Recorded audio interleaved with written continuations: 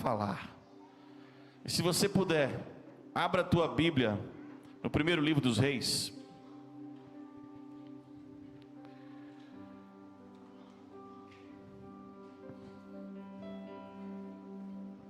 Primeiro livro dos Reis, no capítulo 19.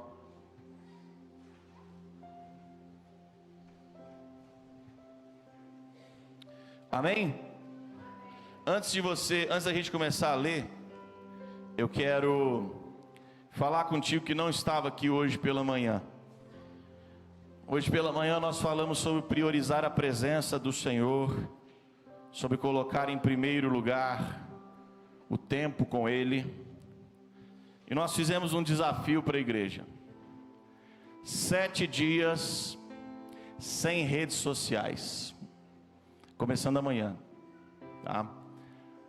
Vai ser um jejum corporativo da igreja. 7 dias sem Instagram, sem Facebook, 7 dias sem postar, sem compartilhar, sem curtir, sem ficar assistindo Reels, sem ficar assistindo videozinho no TikTok. 7 dias de purificação espiritual, de purificação visual, audiovisual para você. Imagina, que bênção! Será que você consegue ficar 7 dias sem redes sociais? Será que você realmente está viciado nisso? Ou não? Então hoje pela manhã quem estava aqui topou o desafio. A gente só não começou hoje para te dar a oportunidade, que está aqui à noite, para começar com a gente amanhã.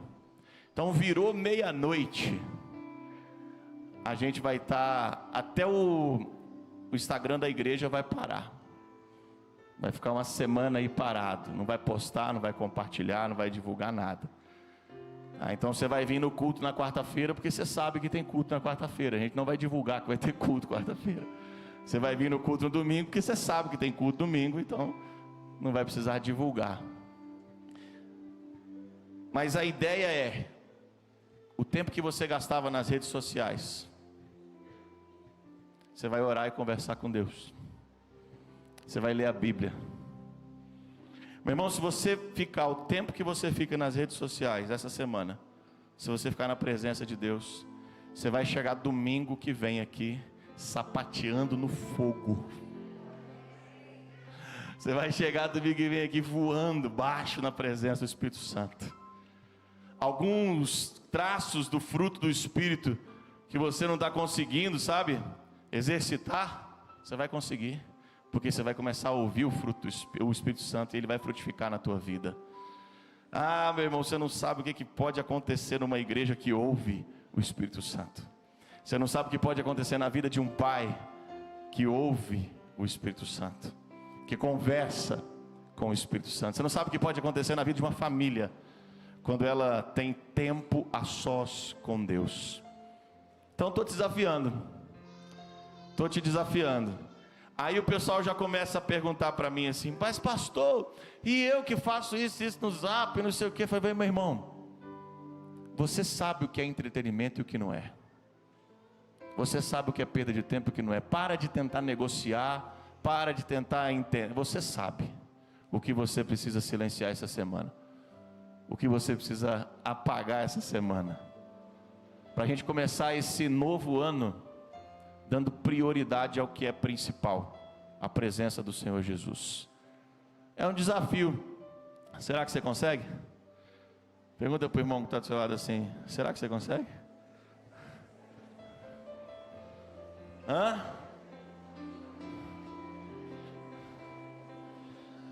Eu vou falar para você que para mim vai ser difícil, tá? Amanhã não fico com inveja, mas amanhã eu estou saindo de férias. E eu não vou poder ficar vendo nada dos stories, nem um videozinho de culinária. Adoro vídeo de culinária. Pois é, vai ser difícil, mas a gente vai conseguir em nome de Jesus.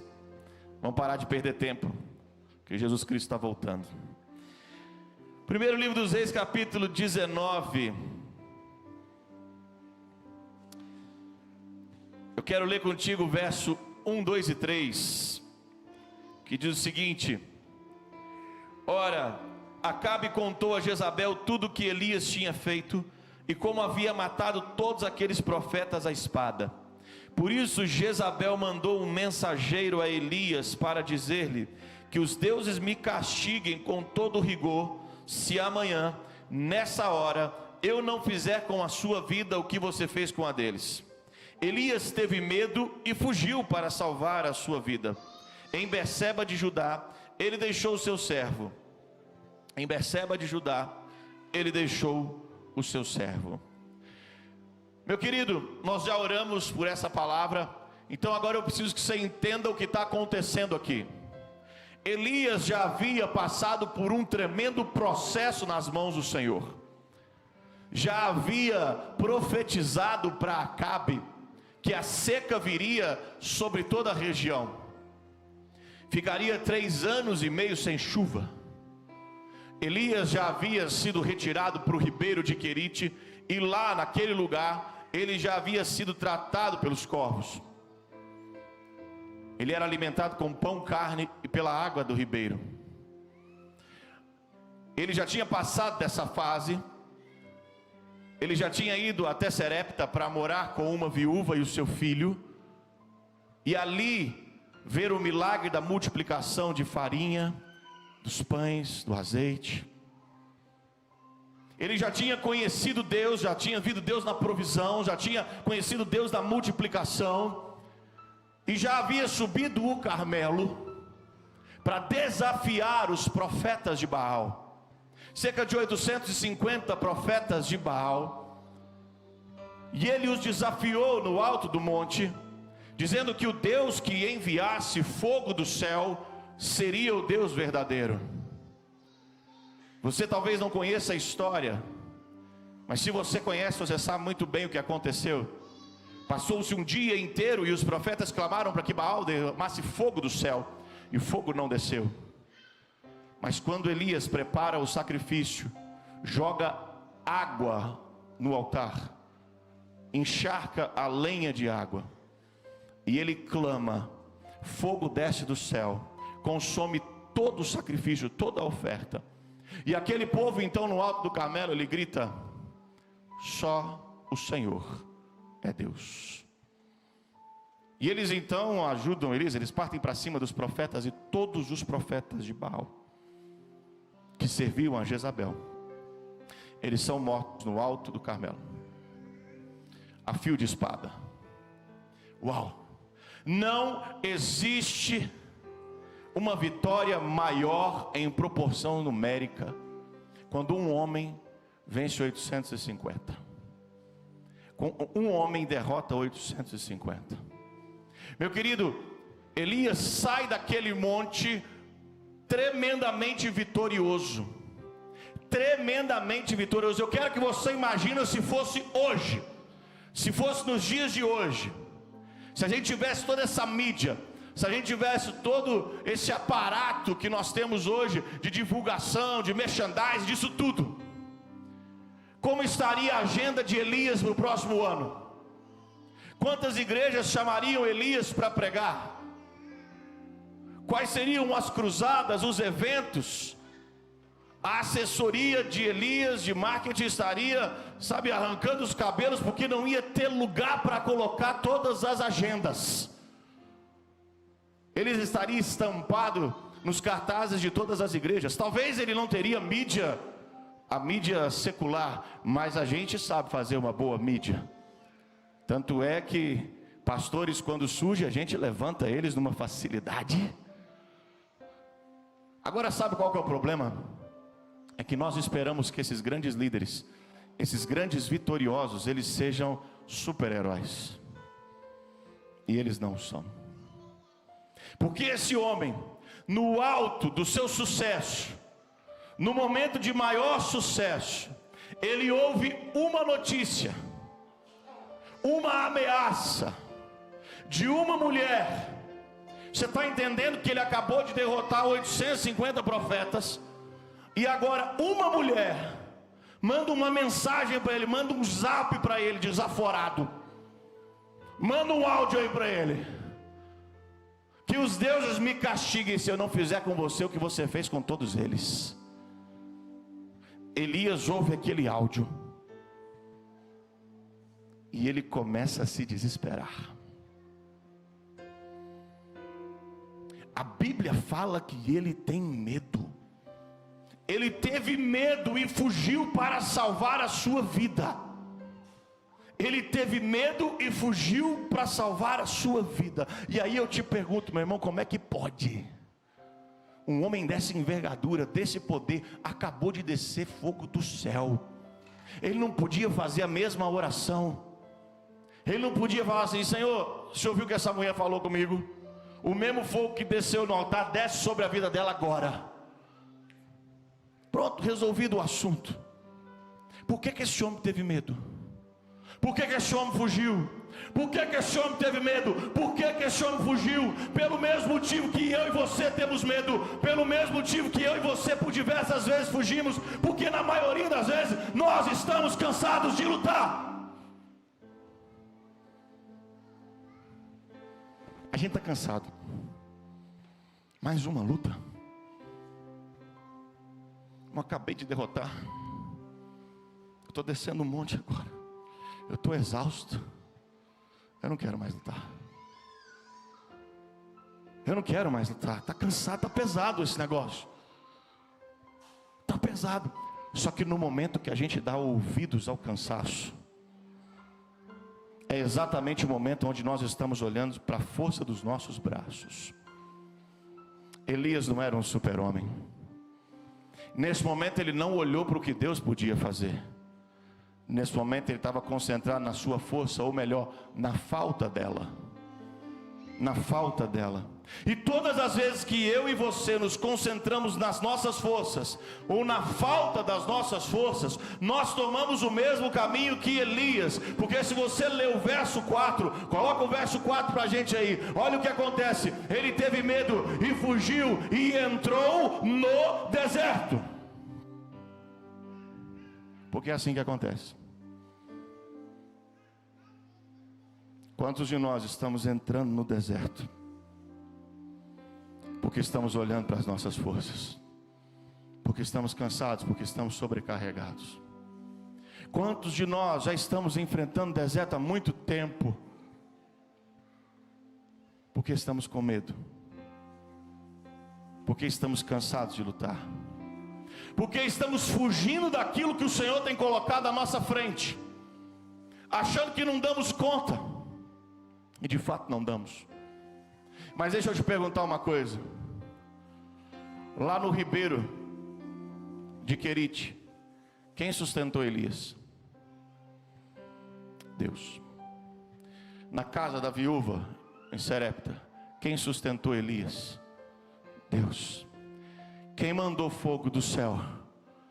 Deus. Sempre foi Deus. Mas agora parece que a fé acabou. Ei, olha para mim. Lembra da tua história? Aquela enfermidade que você passou? Quem te sustentou? Deus. Lembra da tua história? Aquele tempo que você estava passando o maior desafio financeiro da tua vida? Quem te sustentou? Deus. Lembra quando você teve que enfrentar a dor do luto, e a dor era tão grande e você achou que não ia conseguir? Quem fez você superar? Deus. Cada uma das lutas que você teve que travar, mesmo quando você estava sozinho no ribeiro, ou quando você estava no meio da multidão, todas as vitórias que você teve na sua vida, teve um único autor: Deus. E essa luta que se levantou e que te levou para dentro do deserto, meu irmão, é o mesmo quem vai te livrar: Deus. Ele continua no controle. O problema é que muitas vezes o nosso cansaço, o nosso cansaço faz com que a gente perca o foco. E então ele entra numa espiral que eu e você também entramos. Olha o que diz o verso 4. Ele entrou no deserto. Caminhando um dia, chegou a um pé de gessa, sentou-se debaixo dele e orou pedindo a morte. Já tive o bastante, Senhor, tira a minha vida, não sou melhor do que os meus antepassados. Quando a gente caminha para o deserto, quando a gente foge para o deserto, quando a gente foge das lutas, Quando a gente acha que vai ser na nossa força, a gente entra nesse lugar de murmuração. Elias entrou no lugar de murmuração. Eu já tive o bastante, Senhor. Não sei. Autopiedade. Não, me mata. Eu não quero mais viver. Pode acabar com a minha vida.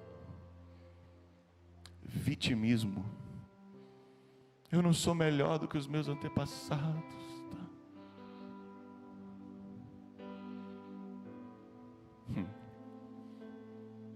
Sabe o que eu acho mais interessante nessa história? É que ele ora assim, ele conversa assim com Deus, só que Deus não responde. Deus não responde a oração, Deus não responde a murmuração, Deus não responde a autopiedade, Deus não responde o vitimismo. E presta bem atenção, olha a oração que ele faz para Deus: tira a minha vida, Senhor. Agora deixa eu te perguntar, por que ele fugiu? Para salvar a vida. Ele foge para salvar a vida, mas no meio do deserto ele pede para Deus tirar a vida. Você já passou por isso também, não já? Confusão. A confusão na nossa mente dentro do deserto é tão grande. As vozes que a gente ouve são tão altas dentro da nossa cabeça, que você nem sabe o que você quer de verdade. Você não sabe se você quer morrer, se você quer viver. Eu conheço pessoa que passa a vida toda pedindo para morrer porque não aguenta essa vida. Aí vem uma doença, a pessoa entra em desespero, fala assim: eu estou doente. Mas você não está pedindo para morrer? Você já imaginou se o Senhor respondesse com um amém todas as nossas queixas e murmurações? Já imaginou? Esposa, você fala assim: não aguento mais esse marido, e Deus manda um raio do céu, está aí, estou te atendendo. Esse carro não presta, o Senhor vai, consome ele. Imagina que tudo que você reclamasse, murmurasse, o Senhor tirasse da tua vida. Você ia ter o que hoje? Se tudo que você já murmurou e amaldiçoou, o Senhor tirasse da tua vida, você ia ter o que hoje? Que bom que Ele não responde todas as orações, né? Que bom que Ele não respondeu a oração de Elias. Que bom que Ele não respondeu as suas. Que bom que Ele não respondeu as suas reclamações, as suas murmurações. A gente fica confuso no deserto. Só que aqui, meu irmão, aqui o céu começa a se movimentar. Fala para o irmão que está do seu lado: se o céu começa a se movimentar. O céu começa a se movimentar. Olha o que diz o verso 5: depois se deitou debaixo da árvore e dormiu. De repente um anjo tocou nele e disse: levante-se e coma. De repente um anjo tocou nele e disse: levante-se e coma. Agora deixa eu te fazer uma pergunta: por que o céu começou a se movimentar? Por que o anjo apareceu? Porque ele orou, porque ele clamou. E aí você pergunta: mas ele não murmurou, ele não reclamou, ele não estava tendo autopiedade? Sim, mas aqui eu aprendo algo com Elias. Você pode ser sincero com Deus. Lugar de você reclamar é na presença de Deus. Lugar de você falar e abrir teu coração é na presença de Deus. Você pode falar todas as suas dores, você pode falar o que você está sentindo. Se você se sente injustiçado, fala. Se você está cansado, fala. Se você não concorda com o que ele fez, fala. Pode ser que ele nem te responda, mas fala com ele. Conversa com Deus. Abre o teu coração. Para de querer enganar o Senhor, porque você não engana Ele. Você está com o teu coração machucado, magoado, sangrando. Aí você vai para a presença de Deus e começa: ó Deus magnífico, que se assenta nos altos céus, e que blá blá blá, e parará, e pam pam pam. Você está querendo impressionar quem, meu querido? Chega para Deus e fala: Deus, está doendo.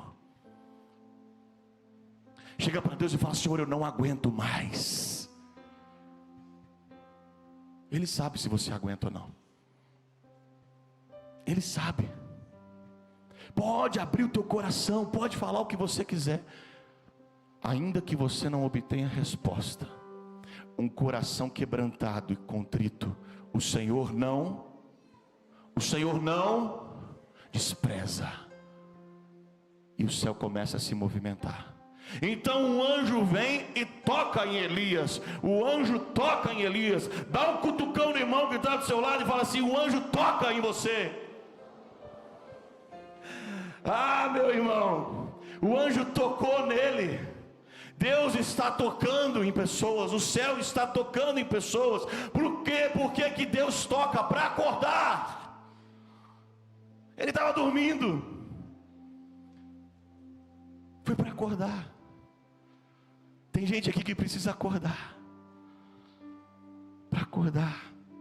Só que mais do que isso, olha o que está o verso 6 dizendo para nós. De repente um anjo tocou nele e disse: levante-se e coma. Elias olhou ao redor e ali, junto à sua cabeça, havia um pão assado sobre brasas quentes e um jarro de água. Ele comeu, bebeu e deitou-se de novo. Não foi só para acordar. Presta bem atenção que a Bíblia faz questão de afirmar que o pão que estava ali sobre a rocha do lado da cabeça de Elias foi um pão feito aonde? Em brasas quentes. Deixa eu ilustrar para você. Elias estava dormindo. O anjo desceu, chegou e olhou Elias dormindo. Tá bom. E aí ele vai e pega farinha, água, faz a massa com sal, prepara a massa, acende o fogo, deixa o fogo virar brasa. Demora um tempinho, não demora? Coloca aquela massa para assar, pega um jarro de água. E Elias está onde? Elias está onde? Dormindo. Só que o anjo está trabalhando do lado dele. Enquanto ele dorme, o anjo trabalha. Você está começando a entender? Enquanto ele dorme, o céu se move ao lado dele. Eita glória!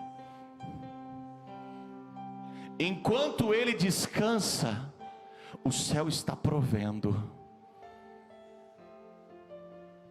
Então, depois de toda a provisão, de tudo que o céu se moveu, o anjo cutuca Elias e fala assim: ei, acorda, olha o que eu preparei para você. Só entre nós aqui, Elias viu o anjo preparar? Sim ou não? Mas ele preparou. Amém? Quando ele acordou, tudo que o céu tinha preparado já estava ali para ele desfrutar. Você está vendo o céu se movimentar? Não. Eu não estou vendo o anjo assar o pão, mas ele está. Eu não estou vendo a provisão acontecer, mas ela está acontecendo. Ainda que você não veja, ainda que você não perceba, o céu está se movendo ao seu redor. O céu está agindo, porque ele não para de trabalhar, meu irmão. E na vida daqueles que o servem, na vida daqueles que são filhos, o céu trabalha enquanto eu e você dormimos. O céu está preparando algo para a tua vida. Pastor, mas eu não estou vendo. Elias também não viu. Mas quando ele acordou, estava tudo pronto ali. Só que foi necessário um toque. Toque às vezes não é legal. Você já dormiu na sala, vendo televisão? Quer arranjar briga comigo?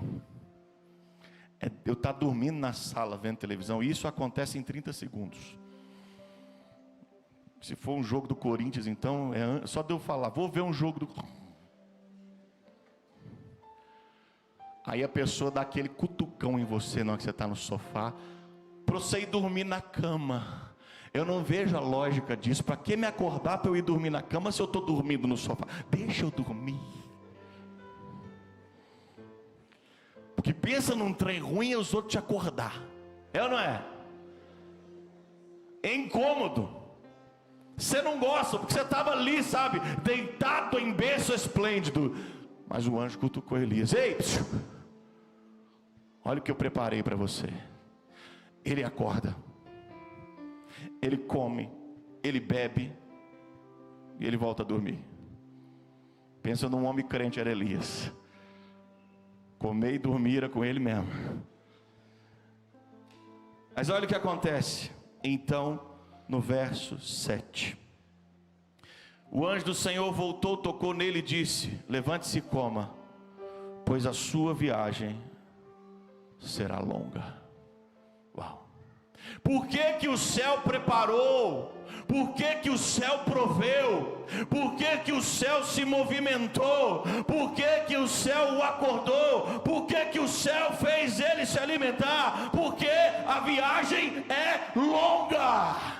O Senhor, meu querido, está trabalhando para te levantar, porque Ele tem um propósito na sua vida. Presta bem atenção no que Elias disse: eu já tive o bastante. O céu disse: não, quem determina se foi o bastante ou não sou eu. Ele achou que tinha chegado no ápice, ele achou que já tinha vivido tudo que era para viver. Ainda não, tem mais para viver. E por isso que o céu está preparando algo para a tua vida, meu querido. Não é para você ficar gordinho, rechonchundinho ali, satisfeito. Não! É porque tem uma viagem longa ainda para você. Ele ainda vê propósito na tua vida. E se você continuar lendo do verso 9 até o verso 14, leia comigo, acompanha comigo o que acontece aqui. Vamos ver o 8 em diante. Então ele se levantou, comeu e bebeu, fortalecido com aquela comida, viajou 40 dias e 40 noites, até chegar a Horebe, o monte de Deus. Ali entrou numa caverna e passou a noite. E a palavra do Senhor veio a ele: o que você está fazendo aqui, Elias? Ele respondeu: tenho sido muito zeloso pelo Senhor, o Deus dos exércitos. Os israelitas rejeitaram a tua aliança, quebraram os teus altares e mataram os teus profetas à espada. Sou o único que sobrou e agora também estão procurando matar-me. O Senhor lhe disse: saia e fique no monte na presença do Senhor, pois o Senhor vai passar. Então veio um vento fortíssimo que separou os montes e esmigalhou as rochas diante do Senhor, mas o Senhor não estava no vento. Depois do vento houve um terremoto, mas o Senhor não estava no terremoto. Depois do terremoto houve um fogo, mas o Senhor não estava nele. E depois do fogo houve um murmúrio de uma brisa suave. Quando Elias ouviu, puxou a capa para cobrir o rosto, saiu e ficou à entrada da caverna. E uma voz lhe perguntou: o que você está fazendo aqui, Elias? Sabe por que Deus providenciou alimento, sustento? Porque Ele ainda tem formas novas de se apresentar. Por que o Senhor queria que ele caminhasse mais 40 dias? Porque Ele ainda tem formas novas de se apresentar.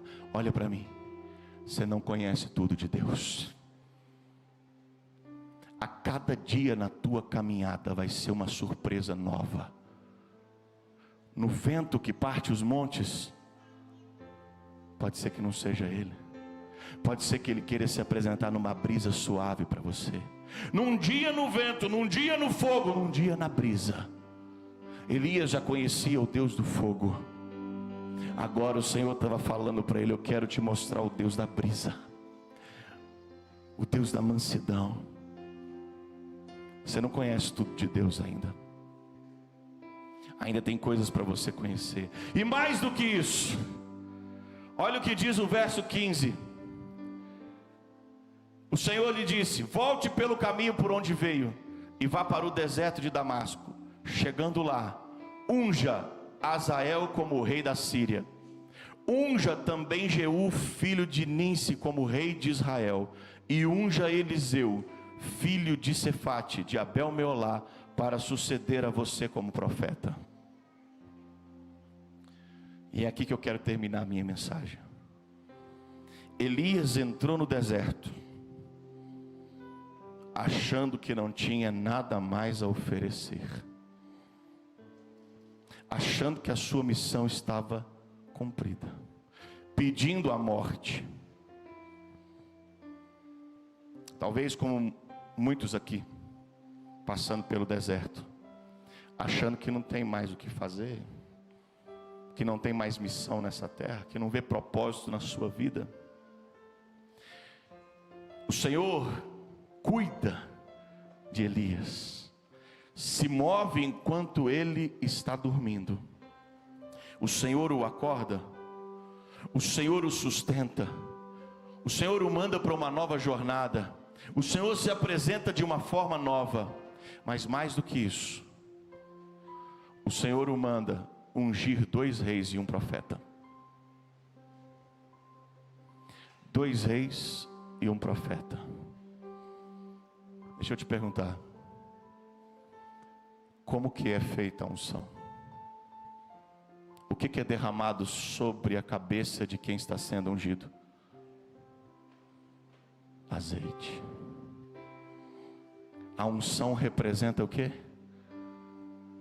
O Espírito Santo. O Senhor está falando para Elias: enquanto você olha para as tuas mãos e não enxerga nada, eu olho para você e vejo azeite correndo das tuas mãos, ao ponto de transbordar sobre a vida de 2 reis e um profeta. Sou eu quem disse acabou ou não. E enquanto eu não disser o fim não chegou. E o Senhor não está dizendo isso só para Elias, o Senhor está dizendo isso para você, meu querido. O deserto não é o teu fim. O Senhor ainda vê unção na tua vida. O Senhor ainda enxerga unção na tua vida, a ponto de transbordar para outras pessoas. Quer saber o mais interessante? O homem que entrou no deserto pedindo para morrer, Deus falou para ele assim: Elias, quem manda sou eu. Então você nem vai morrer. Eu vou te levar vivo para o céu, para você entender que você não manda, quem manda sou eu. Quem manda sou eu. Você pode fechar os teus olhos, por favor? Eu quero orar com você.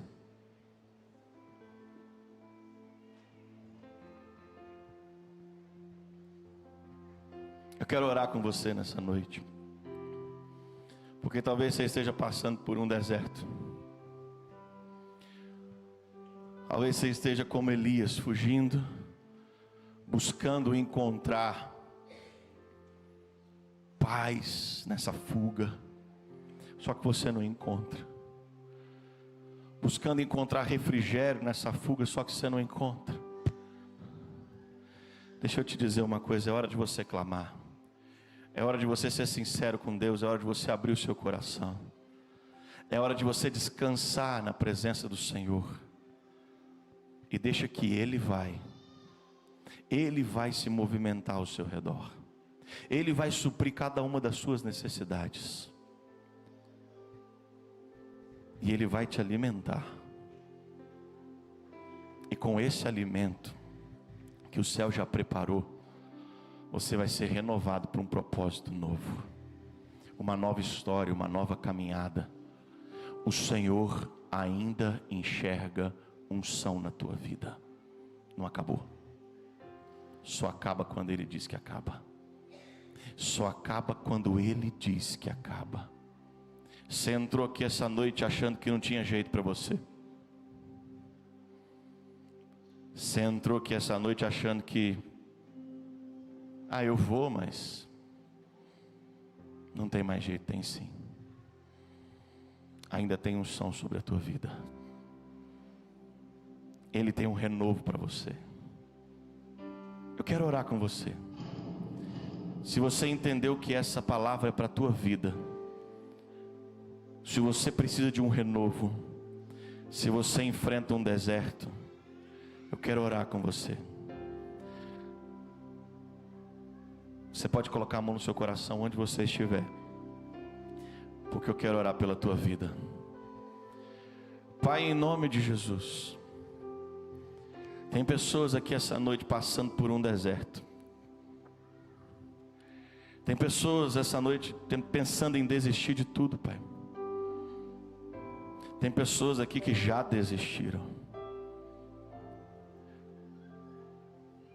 Mas toca nelas como o anjo tocou em Elias.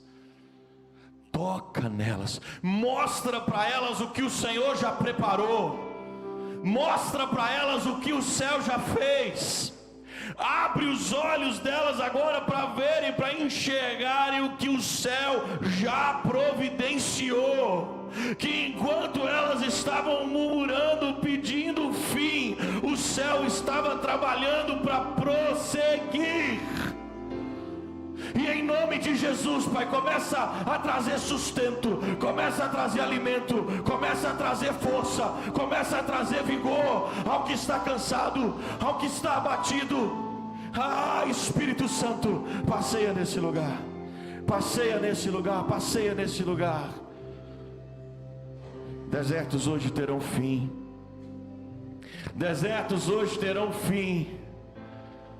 Porque o Senhor vai trazer um propósito novo para algumas vidas aqui, Pai, essa noite.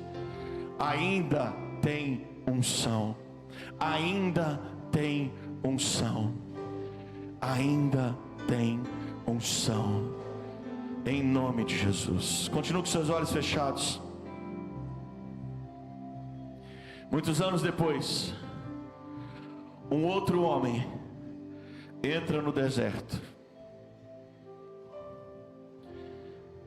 Só que dessa vez, quem levou ele para o deserto foi o Espírito Santo. Ali ele também teve uma luta terrível, como eu e você temos. Ali também ele foi provado. Mas da mesma forma como aconteceu com Elias, no final de tudo, os anjos vieram para cuidar de Jesus. Sabe o que eu aprendo com isso? Tanto Elias como Jesus no deserto, o céu providenciou tudo o que era necessário para que aquele deserto chegasse ao fim. Se foi assim com Elias, se foi assim com Jesus, vai ser assim com você. Você pode se colocar de pé. Você pode